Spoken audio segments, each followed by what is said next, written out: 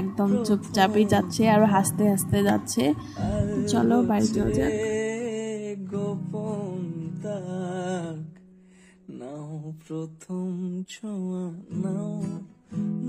তো বাড়ি এসে যেসব কাজকর্ম ছিল এই যে সব এলোমেলো করেই চলে গিয়েছিলাম, কারণ আমি ভেবেছিলাম হয়তো 12টা-1টার দিকে যাবে, সেই অবধি আমার বাসি বিছনা ওঠানো আর বাদ বাকি যা কাজকর্ম আছে সব হয়ে যাবে।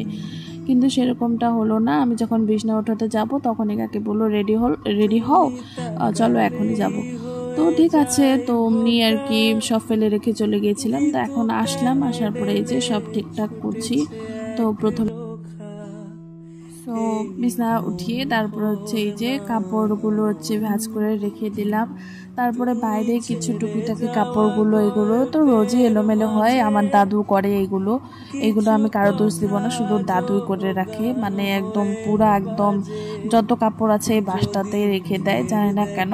তো যাই হোক, তারপরে চলো এই যে টেবিলের কাভারটা একটু মানে এদিকে সাইডে বেশি এসে পড়েছিল, তার জন্য ঠিকঠাক করে রেখে দিলাম। করে নাও আমাকে,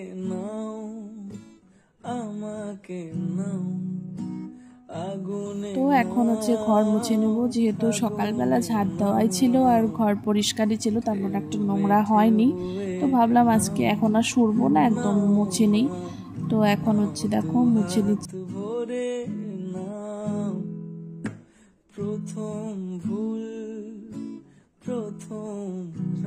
তো ঘর বারান্দা মোছা তো কমপ্লিট। তো এখন চলো মিনি বারান্দায় যাওয়া যাক, যেটাকে একদম পুরো সুন্দর করে ধুয়ে দেব।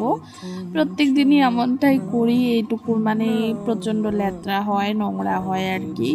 যেহেতু এখান দিয়েই আর কি কলের পাড়ে যাতায়াতটা হয়, তো ওই দিক দিয়ে এসে একদম ডাইরেক্ট কলের পাড়ে গিয়ে পাও ধুয়ে দেন হচ্ছে ঘরে ঢোকা হয়। তো এই বারান্দাটা একটু বেশি ল্যাত্রা মানে নোংরা হয় আর কি। তুমি তাকালেই হয়ে যায় বোকা, ভিতু প্যাডেলে ছুটেছে এক রোখা। এই যে কাজ বাজ কমপ্লিট করে এখন স্নান করে নিলাম, এখন চলো খাবো।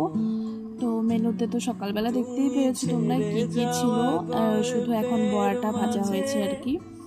তো মাছের ডাল ছিল, মাছের ডালের মধ্যে হচ্ছে কুমড়ো দিয়েছিল, ডাঁটা দিয়েছিল, তারপরে এই যে আমের চাটনি, আর ছিল হচ্ছে বড়া দেখতে পেলে। তো চাটনিটা এতটা টেস্টি হয়েছিল কি বলবো, সত্যি বলছি খুব টেস্ট হয়েছিল, খুব সুন্দর বানিয়েছিল মা। তো দেখো এখন খাওয়া দাওয়া করে একটু রেস্ট নিয়ে রাস্তায় চলে আসলাম, আর এসে দেখো কি করছি আমরা এখানে রাস্তায় জাম পাচ্ছি।